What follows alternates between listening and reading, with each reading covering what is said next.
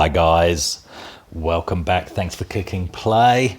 Let me just bring this up and around to about there, and I think I'll place myself about here, and I'll try and not breathe too heavily into the old microphone like I was when I was unboxing the Amiga. So the Amiga is back with me in Australia now, and I'm really happy. And this pile of stuff under the Christmas tree is basically a collection of stuff that I picked up. So some of it you will have seen during the unboxing, but I just want to go over what happened during that trip. And I'll cover some of this stuff here. Some of it you won't need to look at again. But it was just a really good trip. I always enjoy going back to England, even though I do live in Australia, which is of course a great place to live, but England's home. England was and always will be home as well. So yeah, it was really cool. And without planning, I mean, some of it was planned.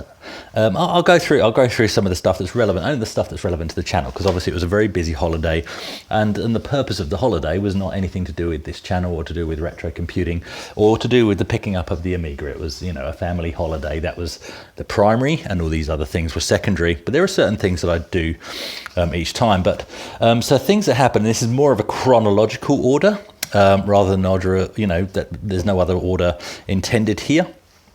And a couple of things tacked on afterwards.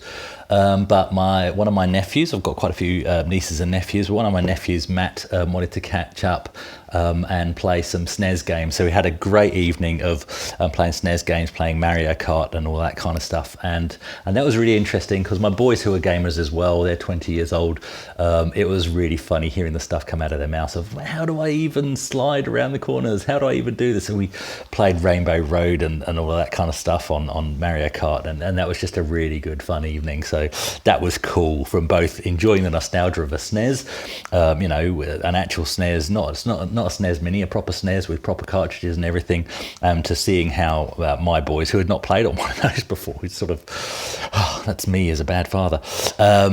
So yeah, that was really cool. Another thing that happened, I caught up with a mate, Nick. Now, Nick lived with myself and my wife for a while, really good mate. And me and him are, so I'm glancing down at my notes so I don't forget things. We all gamers in the house when we lived together. So we predominantly played N64 during that period, and then PS2 after he'd then moved out because we'd had the twins.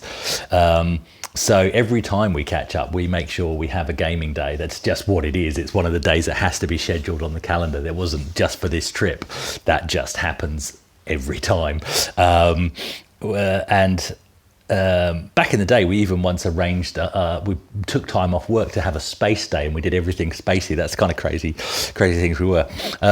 But yeah, so we caught up, and he brought around an N64, a borrowed N64, and that's partially because I bought him a gift. Now, that would be a separate video, but I told him you need to have access to an N64, and so that's a story in itself. But we played some PS2 as well. He brought around his PS2, brought around a PS3. I don't think we cranked up the PS3, but the N64, played some GoldenEye. It's funny how, I mean, GoldenEye is one of my favorites, and I still play GoldenEye on the Wii and the Xbox 360, GoldenEye Reloaded.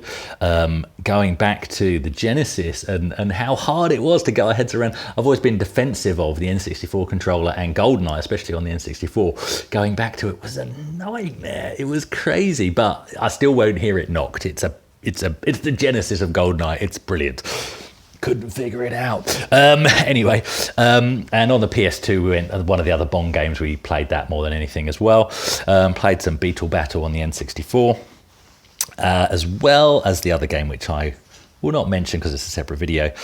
And also, he brought a Switch round, so that was quite good, just to play some Mario Kart. So we played Mario Kart on the N64 as well, but to play some Mario Kart in high res is always a gorgeous thing to do. So we did that as well. And I didn't really take much footage of that day because, again, I was tempted to, but those events are about the events themselves. I wasn't doing them for the sake of these videos that I make, you know, to contribute to the community. It literally is I want to have the moment for the moment's sake, if that seems right, and to drag other people into that isn't really fair. So I did take some snippets that, you know, where relevant, they'll be slipped into other videos probably, and very few, and a couple of snippets of the SNES night as well with Matt, same thing. But with no people, just a tiny bit of gameplay footage. They may even end it into this video if you're watching some overlay now. That's where it came from, which means I've done editing rather than just upload straight. But there we go. And then the big night with, those were big events anyway, but the same day as I caught up with Nick, I then went ice skating in the park with my family and then came back to the house to play on the Amiga with Lee, because obviously none of the others knew anything. They weren't involved in gaming, or even didn't even know those people back in the Amiga days.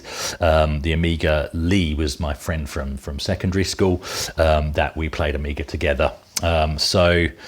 So yeah, Lee came round, and as we go through some of the stuff, I'll mention Lee again, but Lee even wore a Batman t-shirt, so Lee, I really appreciate the effort of that. And in case you're wondering why I didn't do any videoing, it's for that same reason I just said just now. I really wanted to just enjoy the moment. It's not about the video, it's about catching up with a good mate, playing with the Amiga, seeing what works, what doesn't work. So that was really good fun, really enjoyed catching up, and he's to blame for getting me back into the Amiga. I have to say this, Lee, it's all your fault. But yeah, then he's been playing via emulation, even though he did rebuy an Amiga and then sold it on again a while back, and now he's going, oh, it would be so nice to have another one. So yeah, he was impressed with the beast. So that was good. And then another nephew to mention, Sammy, and Ollie as well, another nephew of mine as well. We caught up and we all went to play Laser Quest. So as you know from some of my previous videos, Laser Quest is a thing I've always enjoyed. The closest one now to where we were is Romford.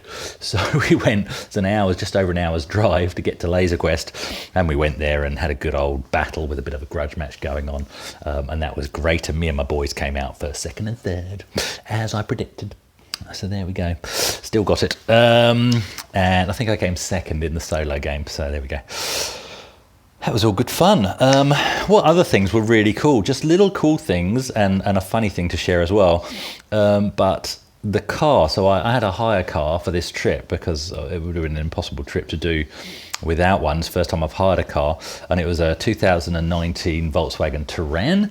Nothing special about that particularly, although I quite enjoyed it as a car, turbo diesel manual. The reason why I'm mentioning it here is because the first time I actually turned on the radio, it was tuned into Absolute 80s.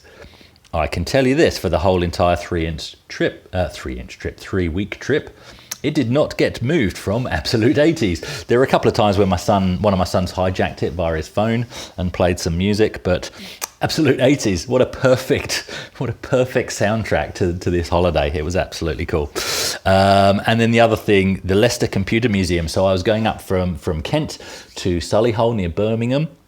I wanted some things to do on the way, but everything we looked at doing was shut because of the season, except on weekends.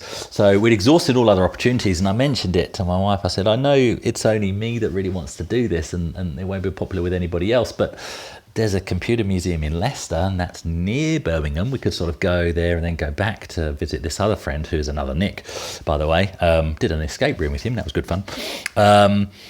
And so the boys had their input and the wife had their input, and finally they're like, well, nothing else is open, fine, let's go to this freaking retro museum in Leicester. So I looked it up on the website, and guess what? They're only open on weekends as well. And we were travelling up on Wednesday and coming back on a Thursday. Not going to happen. So close to going to the Retro Computer Museum in Leicester. Also went to the Science Museum in London, and I believe they recently had a retro computer exhibit there. It's not there now. So... oh well.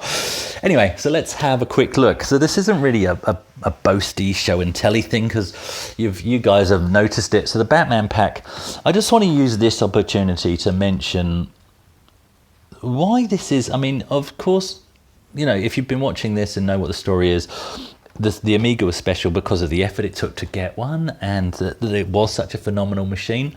Why it's so special now, and to be blatantly honest with all of you, is this box represents a lot to me right now.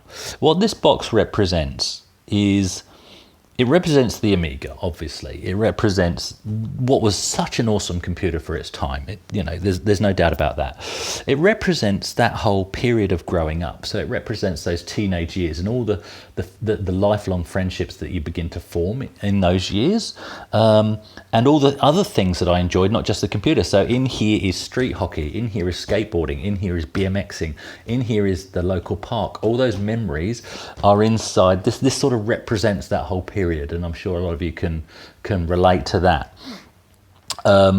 So yeah, it's a powerful thing to be looking at that box again. But what this also represents for me is, because obviously I've moved from England to Australia, and this not only represents 1989, this represents 1989 in Kent, in England, and all those things are special to me. So that's what this is. This is a time capsule for me. I won't say any more than that on it. So obviously we got the Batman pack, we got the 10-star games. So I showed them all in the other video, but they're all here. If I just aim that down a bit, you can see my crutch, which isn't right. You can see the 10-star games laid out here. So I've got them all there, and on my channel there are through emulation playthrough of all of those as well. Let's have a look at what else we have. So I'll probably lift things up and mention them. That's probably the neatest way. This is sort of a Christmas. This is everything relevant to Christmas and the hoard that is self-inflicted, if I dare say, because obviously going over there, I kept getting tempted by things on eBay. So some of this you will have seen in brief on the day that I did the unboxing. Others of it will be new to you. So the confessions will come out. So obviously the that I mentioned about in the unboxing, so because I bought it on the day, same with the 10-star games pack, same with the Xenon 2 disc, so that goes with the shall we reunite these right now? Bear with me 1 second. Why didn't I script that? Hang on. Oh, there's a pause button. Hang on, wait for this. Ready? Hang on, let's do this. Here is the disc.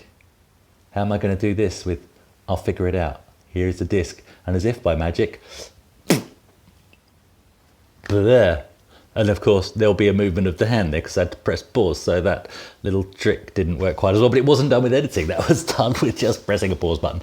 There we go, there it is, and I probably held that further back at the beginning, but anyway, so there we go. So that disc goes with that magazine, so we have them reunited, sort of a nice synergy, what's the word I'm looking for? Bookends to the story. This won't be the end of the video. Sorry if you're expecting this to be the end of my channel and, oh good, he's finally got his Amiga, he can shut up now. No, there's going to be more. And that one I mentioned as well. So that's from issue 4, because I know I had Amiga format issue 4. I now just need to find the magazine as well.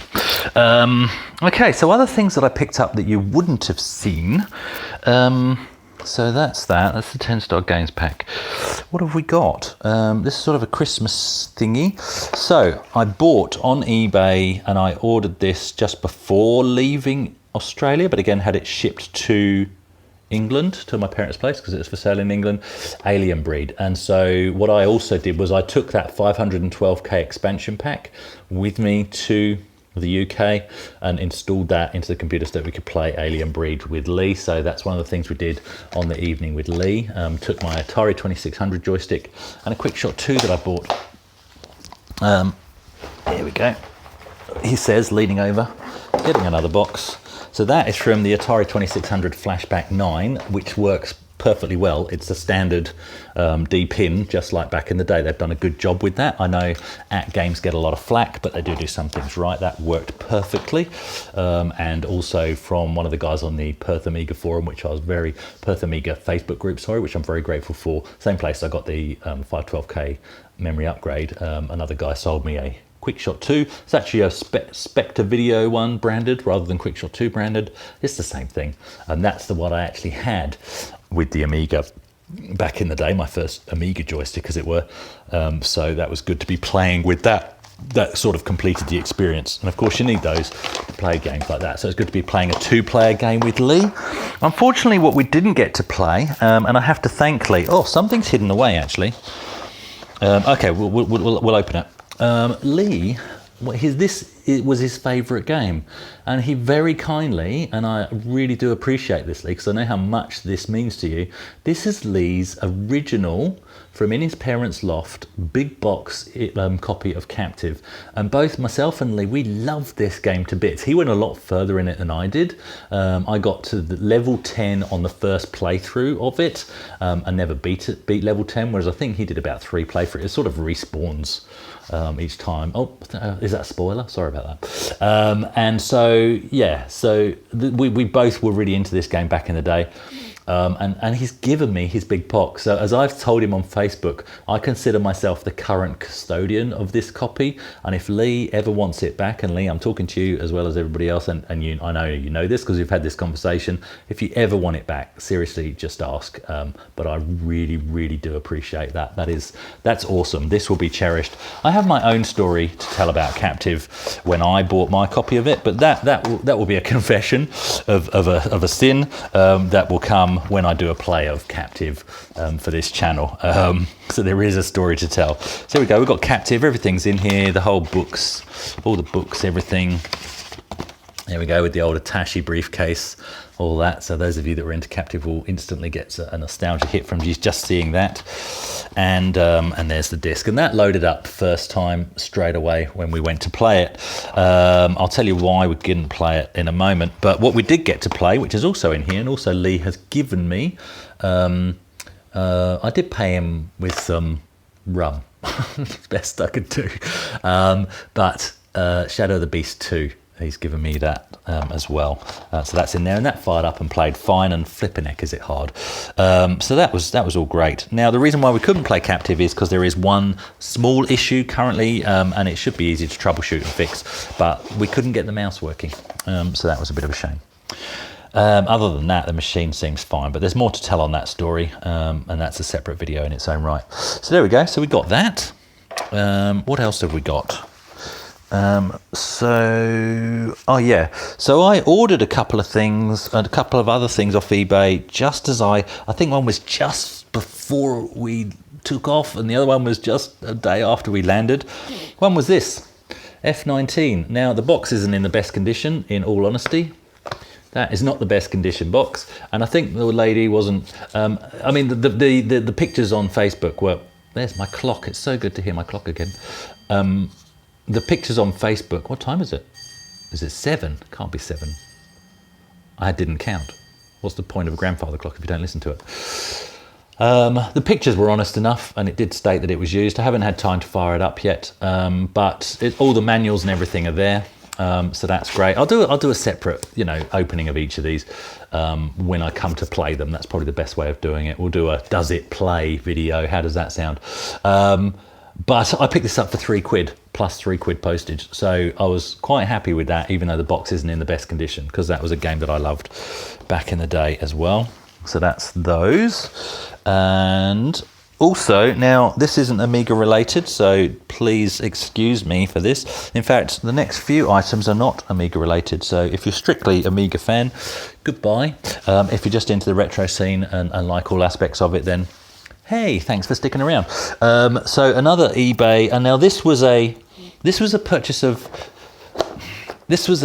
rebound purchase. That's probably the best way of putting it. This was a rebound purchase. Oh, I've put a mouse in there in a Hot Wheels car. All the things you do when you're packing to get things from one side of the globe to the other. Basically, there was the Computer Museum in Leicester had Thumsy on eBay sometimes sell stuff to raise funds for that museum, and they had a mint copy of Frontier First Encounters for the PC, which is what I had that game on, and so I bid on that, and I didn't bid hard on it in all honesty, and somebody picked me at the post on that one. So the other thing I had shortlisted was this, and this is X-Wing for the PC. So this isn't Amiga related, this is X-Wing, and all the discs are there, and the box is in great condition. It's not perfect, but it's in great condition. All the books and everything are in there. And he also threw in, so all the original discs for X-Wing are there. And he threw in, and he told me this after he'd sent it, he said, oh, I also threw in the expansion pack. So I've got the Imperial Pursuit expansion pack, is it the B-Wing and the something else. I'll say it's Imperial Pursuit, and there's the B-Wing disc on there as well, the second disc you can see there. So that's all there. So that is fantastic. And I mean, as you know, I love Star Wars, and X-Wing was the first PC game I ever bought from a shop around the same time as I bought a Sound Blaster Pro. That might have even been in the same shopping trip from memory, because I remember purchasing them both from Lakeside back in the day. So that is awesome. I already have it from GOG as a downloaded game, legit. But to actually have the disc on my shelf, that's fantastic. I played it on a 386 back in the day, and also as part of that bundle was, this was about 10 quid I think on eBay, is the strategy guide. I'm not into strategy guides, but heck, it was part of the bundle, why not? Every now and again somebody actually puts stuff up on eBay at sensible prices, and I love it. That's great.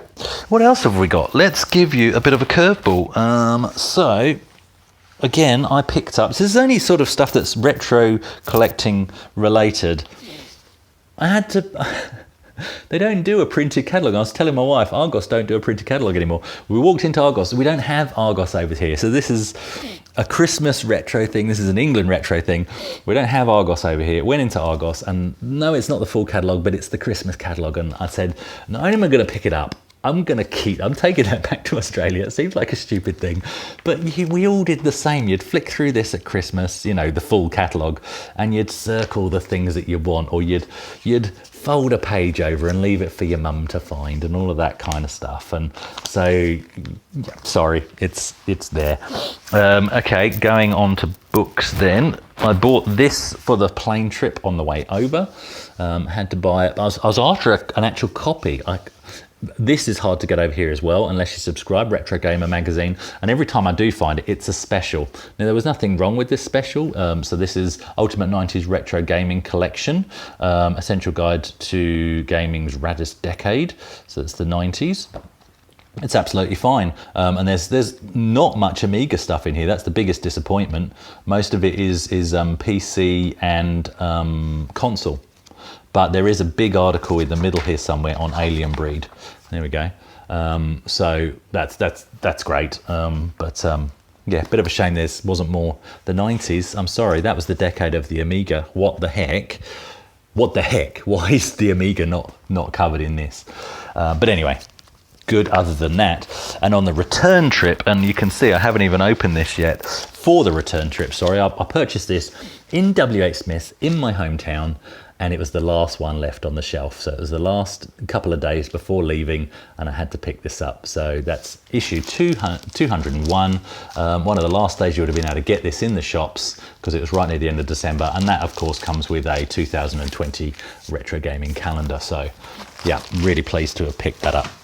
As well, my sister, Liz, bought me Space Invaders keyring, so that was in my pocket for the entire trip, for a bit of fun and play. I played it a bit in the airport to kill some time, so that's really cool. My boys have actually been playing this today as well, so really appreciate that. Oddly enough, I was actually going to buy one of these for my brother John, not this, the arcade, stand-up arcade, but it's one of those things I picked it up and I thought, but maybe he won't really like it, and I put it back on the shelf and didn't buy it. Bought him something boring and sensible like some drinking glasses or something. But yeah, so that's really cool. And then, still book related, oh no, we'll jump from books, we'll come back to that. My wife, I did choose it, and in fact, I'm the one that went up to the counter and paid for it, but still, it's a Christmas present. My wife got me a digital watch. Now, everybody's into smartwatches, and as soon as smartwatches started emerging, that's when I sort of pushed back against the curve and go, the last thing I want is a smartwatch. The last thing I want is a watch that I have to charge every night to make it work. The last thing I want is a watch that's tracking everything I flip and do. Not that I do anything dodgy. But it made me reappreciate the things of the past again, even in something like this. So retro watch, and this one's special for two reasons. A. I mean, it's retro style by Casio. You would have seen them. They're the same style as they always did back in the 80s, but they still do them. So that's cool. Don't know why they call it an illuminator, because when you press the light button, it stays on for a millisecond and then goes off. I can't see the numbers that quick. But the reason why I wanted this particular one is because it's got the world time zone, so I can keep track of London and Perth, all from the safety of my wrist. So that is really cool. I like that. So that's cool. Thank you to my wife for that. And another present I got from my family, because they spotted this in the gift shop of the Science Museum, and it was on my Christmas list because I am still childish enough to have such a thing. The visual compendium from Bitmap Books for the Sinclair ZX Spectrum. And they knew I really wanted this, and there was suddenly a bit of hustle and bustle in the gift shop, and I thought, they're buying me something, and I'm not supposed to know what it is, and this is what it was, and I really appreciate that. That is so cool. That's just awesome. Wet Clermont is in here somewhere. Can I find it at a glance? Nope. Let's see what's Scramble. They've got a big section on a Tick Attack. You guys know that I was playing that. Wet Clermont's in here somewhere. Anyway, it's there. That's a really cool book. So I'm gonna love going through that. Having a look. The people that are writing these retro books, here's a tip: bigger font. Because all of us sag gets that are into reading this kind of stuff, we suddenly find ourselves needing reading glasses. Bigger font. But yeah, that's going to be cool. That is going to be cool to go through. Okay, we're nearly done, so I do apologise for the lengthy video, which is really just me showing my stuff. And sometimes I watch some people's videos on this and I think, you're just showing off your crap. And so hopefully the fact that I'm sharing the link for the trip and why I felt the need to get certain things is what's special here, rather than me just going, look at all the stuff I bought. Yeah, it's a bit of a different thing. So when we got back, my kids, so this is just gaming related really, but Gods of War for the PlayStation 4, one of my boys gave me for Christmas. This is waiting for me back here, so I only got that. And the same boy, oh no, it was a different boy. Yeah, one got me that, and the other one got me, I think that's right. Yeah, the other one got me Death Race 3 on DVD, but he also got me this. Now, after I've watched this, I will review it. He made me aware of this in a sort of checking to see if I would be interested. Some of you may be aware of it, others maybe not. The movie, if you can't read it there, is called Overlord. And it's got a sort of a bit of a World War II Nazi theme to it, I believe. And some have said that this is the Wolfenstein movie that never was. So that's the gaming link here. So I'm quite intrigued to see if that's the case. So when I watch this, it's going to be a bit of an unfair review really, because I'm going to be watching this from a perspective of viewing it as a Wolfenstein movie and really seeing how strong the tie-in is with the games. I absolutely love the Wolfenstein movie. Wolfenstein 3D, great fun on my old 386 because it was one of the few games it could run very well. I think I even played the SNES version at one point.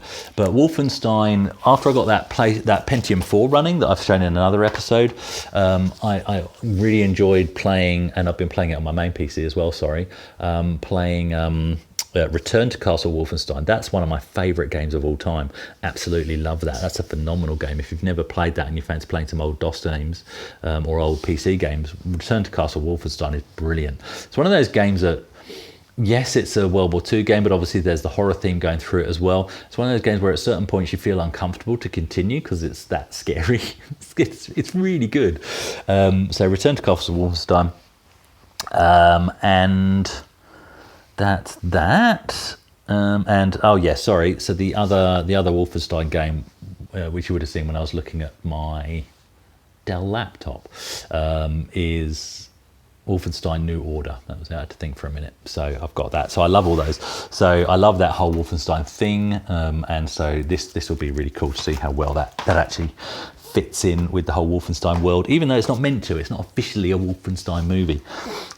So yeah, I'll do a review on that when I've watched it from a gamer's perspective, if that's okay with you guys. So yeah, that's it really. Back to the Batman pack. There it is. First, actually do better sort of in-the-house unboxing and setup and test of this. There was one more thing that I wanted to pick up this trip actually, and I will do some editing because those other bits of footage, they probably won't fit in anywhere else.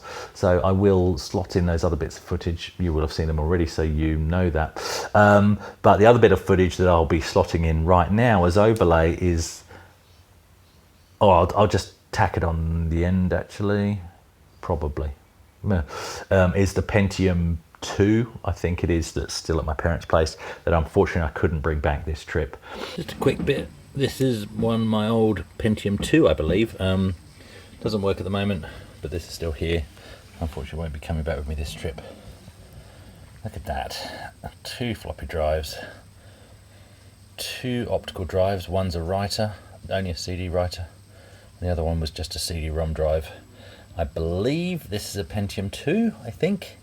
And I believe it's got just a NVIDIA TNT2 in it. But yeah, sadly this will be staying here. And interestingly, my old Logitech speakers are still here as well.